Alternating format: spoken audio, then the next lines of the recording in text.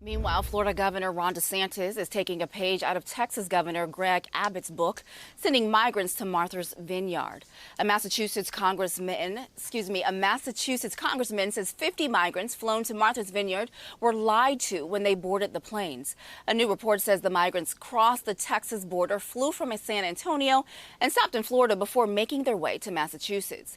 The latest incident happening yesterday has people concerned, though, about a crisis. Now, two buses from Texas carrying migrants were dropped off in front of Vice President Kamala Harris's residence at the Naval Observatory. President Biden is condemning what Abbott and others are doing.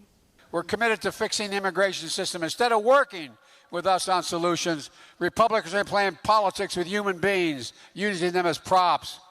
What they're doing is simply wrong. It's un-American. It's reckless. And we have a process in place to manage migrants at the border. We're working to make sure it's safe and orderly and humane. Republican officials should not interfere with that process.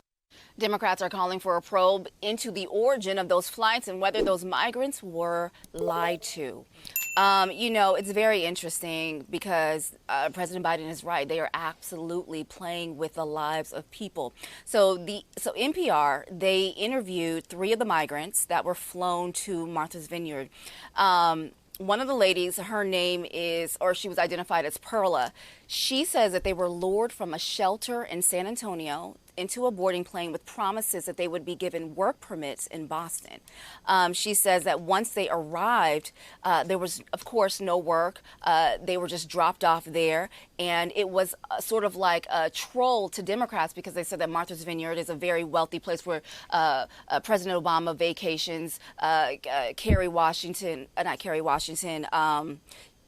John Kerry, he vacationed. So a lot of wealthy Democrats go there. And so they thought that if they dropped off some of the migrants there, that they would be trolling the Democrats and seeing what they were going to do. And so, again, these are people's lives. They're spreading chaos.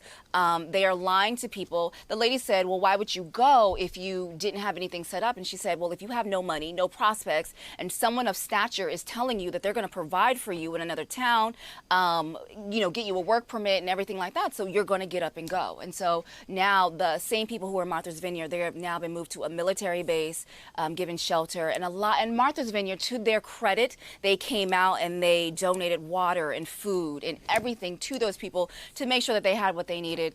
And there's a whole other situation back in Washington in front of VP Harris's lawn. That's just nasty. Somebody on Twitter said DeSantis issued $12 million in taxpayer funds, and that's what a lot of people are saying, that this was taxpayer money done to do this, to traffic migrants to Martha's Vineyard. Abbott misused $14 million in taxpayer funds to traffic migrants to D.C., New York, and Illinois. And so, when you think about it, we live in California, and so we look at the homeless crisis that's taking place here.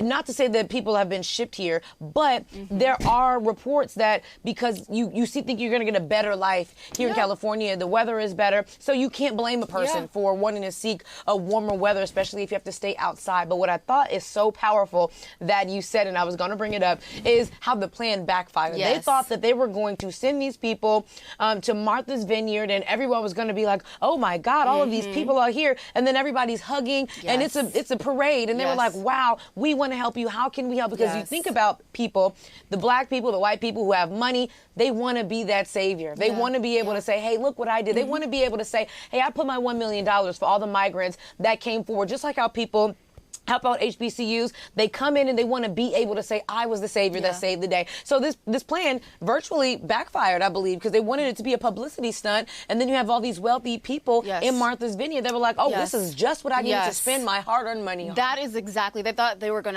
to run into a bunch of elitist people who did not want migrants on their island, right? And they were going to turn away and they were going to shun them. And they did the opposite, right? And so to their credit, kudos to them. And, you're right. I didn't even think about the aspect of the taxpayers' money that's going into this, because who's chartering these private planes, right? So it's a lot to it. It's a lot to it. Yeah, we could talk forever about this. I know, it's so touchy, right? It is, absolutely.